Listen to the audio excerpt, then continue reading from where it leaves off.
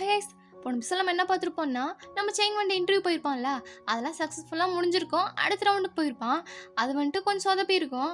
அவன் சோகமாக வெளியே நடந்து வந்துட்டு இருப்பான். அதுக்கப்புறம் என்ன நினச்சுன்னு பார்ப்போம். அப்படியே கண்டினியூ தான் ஆகுது. அவன் நடந்து வந்துட்டு இருக்கான் சோகமாக. ஆனால் வந்துட்டு ஜியாட்ட வந்துட்டு எதுவும் காட்டிக்கூடாது அப்படிங்கிற மாதிரி தான் வந்துட்டு இருக்கான். ஜியா வந்துட்டு கேட்குறா, என்னாச்சு அப்படின்னு கேட்கும்போது, இப்போ வந்துட்டு ரிசல்ட் வராது அப்படின்னு சொல்லிட்டு இருக்கான். சரி தாதா சாப்பிடுன்னு சொல்லிட்டு கொடுத்துட்றா. அவனும் வந்து உட்காந்து சாப்பிட்டுட்டு இருக்கான். சாப்பிட்டு அப்படியே மனசுலாம் கஷ்டமாக இருக்குது. ஏன்னா அவன் தான் வந்துட்டு செலக்ட் ஆகல போல இருக்கு. அதனால அவனுக்கு மனசெல்லாம் கஷ்டமா இருக்கு. அவளும் கேட்குறா, சாப்பிட்டுட்டு இருக்கான்ல, கேட்குறா எப்படிடா இருக்கு, நல்லா இருக்கா அப்படின்னு கேட்கும்போது அவனும் வந்துட்டு நல்லா இருக்கு அப்படின்னு சொல்லிட்டு அழுதுட்டே சாப்பிட்றான். ஜியா கேட்குறா, என்னடா அவ்வளோ நல்லா இருக்கு அழுதுட்டே சாப்பிட்ற அப்படின்னு கேட்டுட்டு இருக்கா. அவனுக்கு தான் தெரியும் எவ்வளோ மனவேதனையில் இருக்கான்னு. ஏன்னா அவகிட்ட சொன்னா அவ்வளோ கஷ்டப்படுவாள்ல, அதனால அவகிட்ட காட்டிக்கவே இல்லை அவன்ட்டு. அப்படின்னு நெக்ஸ்ட் சீனில் வந்துட்டு இங்கே செங் வந்துட்டு வீட்டுக்கு வந்துட்டான். அவங்க அம்மா கேட்குறாங்க எப்படி போச்சு அப்படின்னு கேட்கும்போது, இல்லைம்மா எனக்கு ரொம்ப டயர்டாக இருக்கு, நான் போய் தூங்குறேன் அப்படின்னு சொல்லிட்டு போகிறான். அவங்க அம்மா கேட்குறாங்க, ஏண்டா சாப்பிடு அப்படின்னு சொல்லும்போது, இல்லைம்மா நான் சாப்பிடல, எனக்கு பசிக்கல, நான் தூங்க போகிறேன் அப்படின்னு சொல்லிட்டு போயிட்டான். அவங்களுக்கும் ஒன்றுமே புரியல என்னாச்சுன்னு.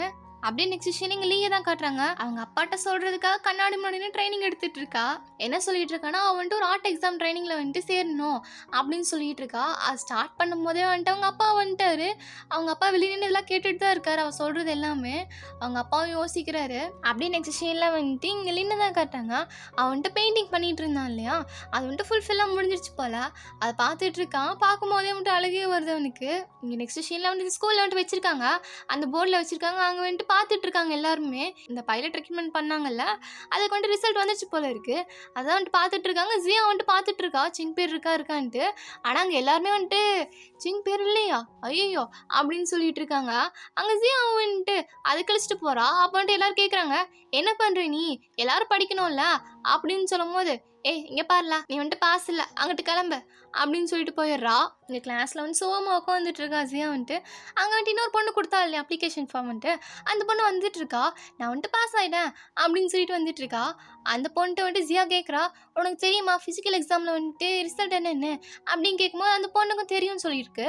ஜியா வந்துட்டு கேட்குறா, அப்போ செங் என்னாச்சு அப்படின்னு கேட்கும்போது அந்த பொண்ணு என்ன சொல்கிறான், அவனுக்கு வந்துட்டு கலர் வீக்னஸ் இருக்குது, அதனால சரியா வந்துட்டு பார்த்து சொல்ல முடியல அப்படின்னு சொல்லிட்டு இருக்கா. அவளுக்கு அவ்வளோதான், ரொம்பவே சோகமாயிட்டா ஜியா வந்துட்டு. அங்கே ஜின் தான் வந்துட்டு சமாதானப்படுத்திட்டு இருக்கான். ஜியா கவலைப்படாத விடு, அவன் வந்துட்டு நல்ல கிரேட்ஸ் எடுத்துகிட்டு இருக்கான் இல்லையா, நல்ல யூனிவர்சிட்டியில் வந்து சேருவான் அப்படின்னு சொல்லிட்டு இருக்கான். இங்கே ஜியா வந்துட்டு, ஏண்டா உனக்கே தெரியும்ல அவனோட ட்ரீமே வந்துட்டு இதுதானே, அவன் இதுக்காக எவ்வளோ எஃபெக்ட் போட்டிருப்பான்னு தெரியும்ல, அவன் என்ன ரொம்ப சோகமாக இருப்பான்ல அப்படின்னு சொல்லிட்டு இருக்கா. எனக்கு தெரியும் நீயும் ஃபீல் பண்ணுவேன்னு, ஆனால் நம்ம ஏதோ திங்க் பண்ணலாம், அவனுக்காக ஏதோ பண்ணலாம் அப்படின்னு சொல்லிட்டு இருக்காங்க. நீ ஏதோ யோசிச்சிருக்கியா, அவனுக்கு ஏதோ பண்ணலாம், நம்ம பண்ணியே ஆகணும் அப்படின்னு சொல்லிட்டு இருக்கா. அவங்க பேர் யோசிச்சுட்டு இருக்காங்க. அப்படின்னு எனக்கு ஷில்லிங்க செங்க தான் காட்டுறாங்க. அவன் வந்துட்டு சோகமாக வச்சு நின்றுட்டு இருக்கான். ஜியா வந்துட்டு ஓடி வந்துட்டு இருக்கா. அங்கே செங் கேட்குறான், என்னாச்சு, எதுக்கு இப்படி ஓடி வந்துட்டு இருக்க, உன்னை யாரோ கொல்ல வராங்களா என்ன அப்படின்னு கேட்டுட்டு இருக்கான். நான் இங்கே எதுக்கு வந்தேன்னா உங்ககிட்ட சொல்ல தான் வந்தேன், உன்னோட அகாடமிக் பர்ஃபார்மன்ஸும் நல்லா இருக்கு, உனக்கு எல்லாமே தெரிஞ்சிருக்கு, அப்புறம் நீ அழகா சூப்பராக ஹைட்டாக இருக்க, நல்ல கைண்டான பர்சன் கூட அப்படின்னு சொல்லும் போது, அதெல்லாம் எனக்கே தெரியும், வேற ஏதாவது நான் உங்ககிட்ட என்ன சொல்ல வந்தேன்னா அப்படின்னு சொல்லிட்டு ஆரம்பிக்கிறா. அவன் நிறைய வந்துட்டு ஏதோ சொல்லிட்டு இருக்கா. அவனும் வந்துட்டு, இப்போ வந்துட்டு என்ன நீ சொல்ல வந்த, ஸ்ட்ரெயிட்டாக சொல்லு அப்படின்னு சொல்லிட்டு இருக்கான். நான் என்ன சொல்ல வந்தேன்னா, நீ ஆல்ரெடி என் மனசில் வந்துட்டு கேப்டன் தான் அப்படின்னு சொல்லிட்டு இருக்கா. அப்புறம் எதாவது எடுத்து கொடுக்குறா. அவன்ட்டு ரொம்ப எமோஷனல் ஆகிட்டான், ஹக் பண்ணிக்கிறான். அவனும் சொல்கிறேன், இருடா அப்படின்னு சொல்லிட்டு, எல்லோரும் ரெடியாக இருக்கீங்களா அப்படின்னு சொல்லிட்டு ஃப்ரெண்ட்ஸ் எல்லாம் கூப்பிட்றா. அவங்க ஃப்ரெண்ட்ஸை வந்துட்டு ரெடி பண்ணிட்டு வந்திருப்பாங்க போல இருக்கு. அதெல்லாம் பார்த்தோன்னே அவனுக்கு அழுகே வந்துருச்சு, அழுதுகிட்டே இருக்கான். அப்புறம் எல்லோரும் ஹக் பண்ணிக்கிறாங்க. என்னம்மா ஃப்ரெண்ட்ஷிப்பில் அவன் கையில் வந்துட்டு ஒரு பட்டை மாதிரி கொடுத்துருப்பாங்க, அது பறந்துட்டு இருக்குல்ல, அது யார் கண்ணில் படக்கூடாதோ அவர் கண்ணில் பட்டுருச்சு. யார் கண்ணில்னா டேரக்டர் ஜி கண்ணில் தான். அவங்க எல்லாரும் நிற்க வச்சு சொல்லிட்டு இருக்காரு, பாருடா மறுபடி நீங்களாடா, வாங்க வாங்க, நல்லா இருக்குடா, நல்லா இருக்கு, இன்னும் எத்தனை நாள் இருக்கு உங்கள் காலேஜ் என்ட்ரன்ஸ் எக்ஸாமுக்கு சொல்லுங்க பார்க்கலாம், இன்னும் சின்ன பிள்ளைங்க மாதிரி வந்துட்டு பட்டை விட்டு விளாண்டுருக்கீங்க அப்படின்னு சொல்லிட்டு இருக்கும் போதே வந்துட்டு இங்கே சின்ன ஆனை வந்துட்டு சிரிச்சிட்டு இருக்காங்க. ஏன்னா எப்போ பார்த்தாலும் நமக்கு ஒரு சீரியஸான டைம்ல தான் சிரிப்பு வரும் இல்லையா, அதே மாதிரி தான் அவர் திட்டிகிட்டே இருக்காரு. கிளாஸ் டைமில் நீங்கள் வந்துட்டு படிக்காமல் என்ன பண்ணிட்டு இருக்கீங்க, படிக்கணும்ல, நான் எத்தனை டைம் தான் சொல்கிறது உங்களுக்குலாம் அப்படின்னு சொல்லிட்டு இருக்கும்போது செயின் வந்துட்டு ஓட ஆரம்பிச்சிட்டான். அப்புறம் எல்லாரும் சேர்ந்து கூட சேர்ந்து ஓடிட்டு இருக்காங்க. சார் சொல்கிறாரு, எதுக்குடா ஓடுறீங்க அப்படின்னு சொல்லிட்டு இருக்காரு. ஏன்னா அவர் கொடுக்க போகிற பனிஷ்மெண்ட்டே இதுதானே. இவங்க எல்லாம் ஓடிட்டே இருக்காங்க. டேரக்டர் ஜியும் பின்னாடியே ஓடிட்டு இருக்காரு. அப்படியே நெக்ஸ்ட் சீனில் இங்கே லீயை தான் காட்டுறாங்க. அவங்க அப்பா நின்றுட்டு இருக்காரு. அவங்க அப்பா கேட்குறாரு, எங்கே போயிட்டுருக்க அப்படின்னு கேட்கும்போது, இல்லைப்பா அப்படின்னு சொல்லிட்டு அவளும் முழிச்சிட்டு இருக்கா. அவங்க அப்பாவே கேட்குறாரு, என்ன ஆர்ட் எக்ஸாம் ட்ரைனிங் தான் போயிட்டுருக்க, அங்கே அட்டன் பண்ணலான்னு அப்படின்னு கேட்கும்போது, அவளும் வந்துட்டு, அப்பா உங்களுக்கு எப்படி தெரியும் அப்படின்னு கேட்டுட்டு இருக்கா. அவங்க அப்பா வந்துட்டு ஓகே சொல்லிட்டாரு. வா நானே உன்னை கூட்டிகிட்டு போகிறேன் அப்படின்னு சொல்லிட்டு கூட்டிகிட்டு போயிட்டுருக்காரு. அவளுக்கு ரொம்பவே ஹாப்பி தான். அவங்க அப்பாட்ட கேட்டுட்டு வந்துட்டு இருக்கா, அப்பா உங்களுக்கு எப்படி காசு கிடச்சிச்சு அப்படின்னு கேட்கும்போது, அட நீ தாம்மா என்கிட்ட கொடுத்து வச்சிருந்த சின்ன வயசுல இருக்கும்போது, மறந்துட்டியா என்ன அப்படின்னு கேட்டுட்டு இருக்காரு. அவ வந்துட்டு தேங்க்யூப்பா அப்படின்னு சொல்லிட்டு இருக்கா.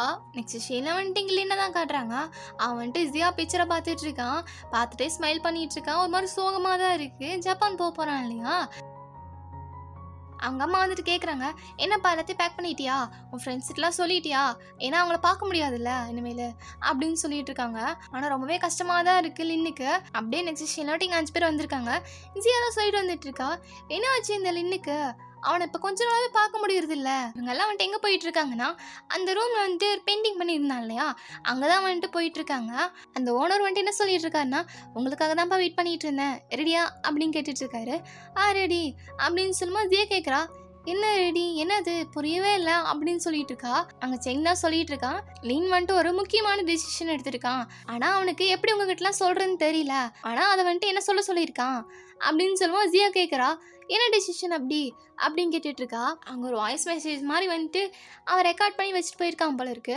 அதை வந்துட்டு ஆன் பண்ணுறாங்க. அவன் சொல்லிட்டு இருக்கான், இதை கேட்டுட்டு இருக்கும்போது நாங்கள் இருக்க மாட்டேன், நான் வந்துட்டு போயிருப்பேன், ஆனால் உங்களுக்காக ஒரு கிஃப்ட் வந்து வச்சுட்டு தான் போயிருக்கேன் அப்படின்னு சொல்லியிருக்கான். அது என்னென்னா அந்த பெயிண்டிங் தான்.